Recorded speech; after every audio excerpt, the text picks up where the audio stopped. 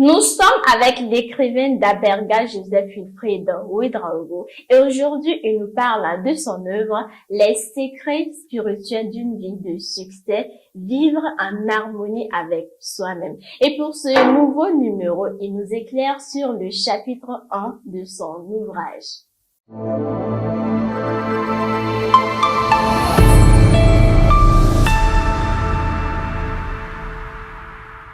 Monsieur Ouédraogo, comment vous allez? Je vais bien, demoiselle Yao. D'accord. Dans le chapitre 1 de l'œuvre, Les secrets spirituels d'une vie de succès, Oui. vous dites ceci. Oui. Vous voulez jouir de plus de pouvoir, alors prenez conscience de votre pouvoir. Vous voulez jouir de plus de santé, prenez conscience de votre santé. Vous voulez jouir de plus de bonheur, Oui. alors prenez conscience de votre bonheur. Oui. Pourquoi commencer ce livre-là par ce message aussi poignant? Ok, d'abord, je voudrais dire merci de me recevoir. D'accord. Et concernant votre première question, des débuts du texte Oui. qui est implanté dans mon livre, et je vais vous donner un exemple. Vous savez, par exemple, quand la saison de l'hivernage commence, Oui. et chacun a vraiment l'intention et il croit fermement que la pluie va bien pleuvoir. Oui, pour Et faire une bonne récolte. voilà, tout ce qu'ils vont s'aimer et cultiver, bon, ça sera vraiment du waouh. Oui. Et il y a des préparations à faire. Et quelles sont les préparations?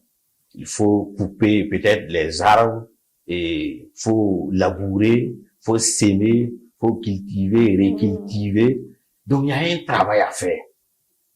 Est-ce que vous comprenez? Oui. Donc c'est un chemin qu'il faut croire et mettre en pratique et croire fermement que quand la pluie va bien pleuvoir, vous allez avoir ce que vous voulez.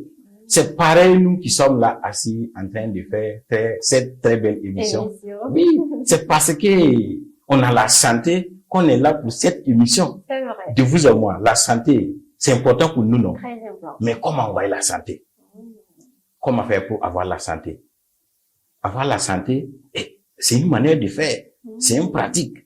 Ou bien, donc, j'ai implanté ces mots pour dire que toute chose qu'on veut, il faut qu'on croit fermement que ce qu'on désire, il n'y a rien de tel, quoi. Voilà pourquoi j'ai passé ce message fort au début, voilà, pour les lecteurs.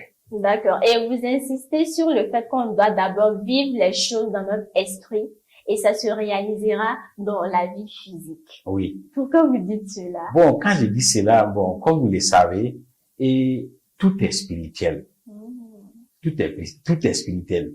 Ce que nous désirons créer, ce que nous désirons vraiment avoir, ce que nous désirons pour que ça puisse se manifester physiquement, et nous devons le vivre spirituellement d'abord.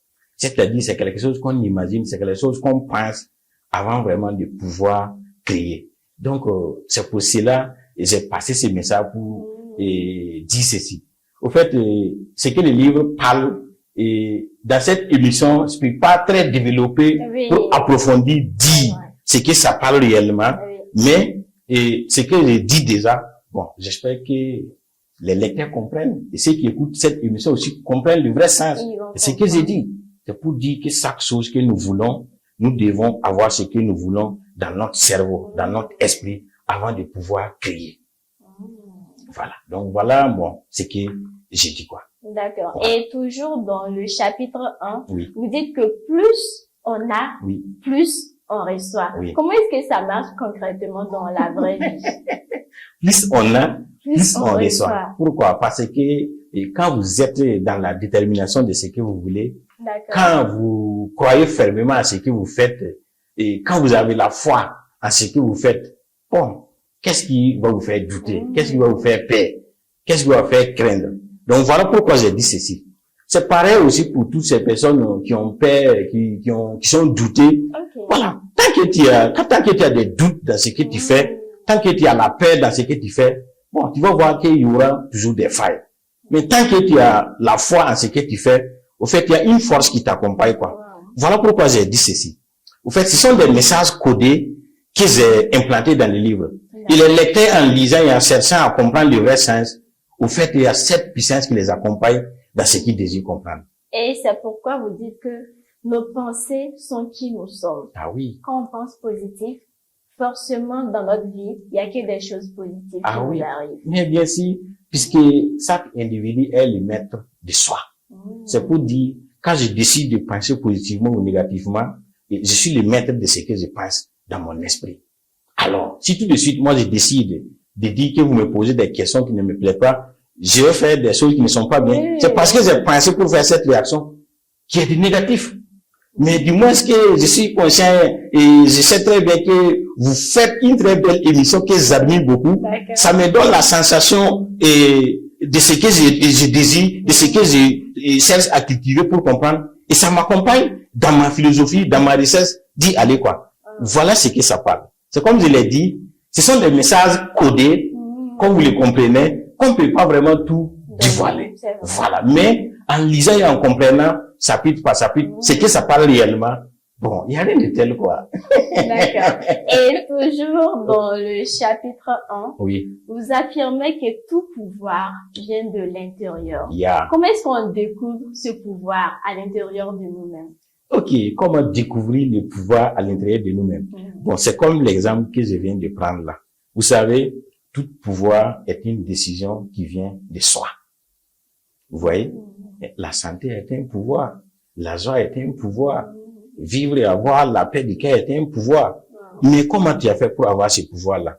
C'est parce que tu as pensé et que tu as cette énergie qui te booste, qui t'accompagne dans ce que tu désires, que tu as ce pouvoir qui t'accompagne. C'est pour dire que toutes les grandes réalisations de cette humanité que vous voyez, que ce soit ceux qui ont fait le bien ou ceux qui ont fait le mal, c'est à travers un pouvoir qui les abrite, qui les a accompagnés, qu'ils ont pu faire ces choses-là. D'accord. On se comprend? Oui. Monsieur Ouédraogo, dans le livre, oui, vous parlez beaucoup de monde intérieur. Oui. C'est quoi le monde intérieur? Le monde intérieur, c'est le monde de la pensée. Quand ici et maintenant, je décide de comment je vais être sur cette existence, c'est une pensée que j'ai pensée. Le fait que je suis devenu un coach, un parapsychologue, en faisant cette très belle émission avec vous, c'est une pensée que j'ai eue dans mon esprit, dans mon cerveau. Et c'est matérialisé. Oui, j'ai cherché à comprendre. Et j'ai travaillé, j'ai bossé dit. Donc, quand on parle du monde intérieur, c'est un monde de pouvoir. Au fait, c'est spirituel, c'est parapsychologique, c'est profond. Et vous parlez également de l'inconscient et de l'esprit universel. Yeah. Qu'est-ce que c'est, ces deux termes-là? Quand je dis esprit universel, par exemple, quand vous dites, les gens prononcent beaucoup de fois Dieu. Bon, est-ce qu'ils savent réellement qui est Dieu? Ah oui. Donc, quand vous arrivez à comprendre réellement qui est Dieu dans votre vie, vous comprenez le vrai sens de ce que j'ai dit là. Ici, c'est un secret que je n'aime pas, je peux dire dévoiler, mais reconnaissez que c'est comme je viens de dire de suite. Quand on décide de faire quelque chose dans notre vie, c'est une pensée qu'on a pensée, que ce soit du bien ou du mal. Quand on fait le mal, reconnaissez qu'il y a une force qui t'accompagne à le faire. Quand on fait le bien, c'est une force qui t'accompagne à le faire. Maintenant, Dieu, il est qui? Nous cherchons Dieu en ne comprenant pas qu'il nous abrite. Donc, quand nous avons le pouvoir de faire le bien qu'on décide, bon, nous avons vraiment la force de Dieu en nous. Bon, au fait, ce sont des messages, je peux dire, codés, comme j'ai dit tout à l'heure. Voilà, mais en lisant, vous comprenez vraiment le vrai sens de ce que je parle. Et c'est très bien qu'on ait cette émission, parce que plus on vous écoute, plus ça nous envoie en fait à vouloir découvrir et en savoir plus. C'est intéressant. Merci beaucoup. Merci beaucoup. Et vous dites également plus loin dans le chapitre 1, vers la fin du chapitre, vous dites qu'une mauvaise pensée peut nous relier à des forces destructives. Mais bien sûr, c'est comme l'exemple que je viens de donner de suite là. Si ici maintenant moi je pense que peut-être je me posais des questions pertinentes et je dégape ici et maintenant, qu'est-ce qui m'a poussé à faire ça? C'est parce que j'ai pensé du négatif que j'ai eu cette réaction. Donc cet exemple est dans tous les niveaux. Voilà, ceux qui pensent que c'est pas possible, ceux qui pensent que c'est possible. Oui, que c'est possible aussi, c'est à travers cette pensée et qu'ils font ce qu'ils veulent. Et la question que vous posez veut dire seulement que si nous pensons négativement, nous allons avoir cette force qui va nous habiter à faire du négatif là. Donc voilà ce que ça veut dire. D'accord. Monsieur Daberga, Joseph Wilfried Ouédraogo, Oui. combien coûte l'œuvre? Et livre, quand je dis en pharmacie, et vous savez, les prix des médicaments, on peut pas dire tant, mais et quand quelqu'un va vraiment en pharmacie pour acheter des produits, Oui. c'est déjà pour un but. Pourquoi? Parce que il est malade, ou peut-être il a un traitement à faire, qu'on l'a prescrit cette ordonnance à faire. Maintenant, le prix du produit de la pharmacie ne le préoccupe pas. C'est sa santé qui le préoccupe. C'est le résultat après. Voilà. Donc, cependant, c'est pas un prix, mais le coût. Wow. Le coût de ces livres, c'est 15 000 francs. Wow. 15 000 francs, bon, pour étudier et nourrir l'esprit, ça n'a pas de prix. C'est vrai.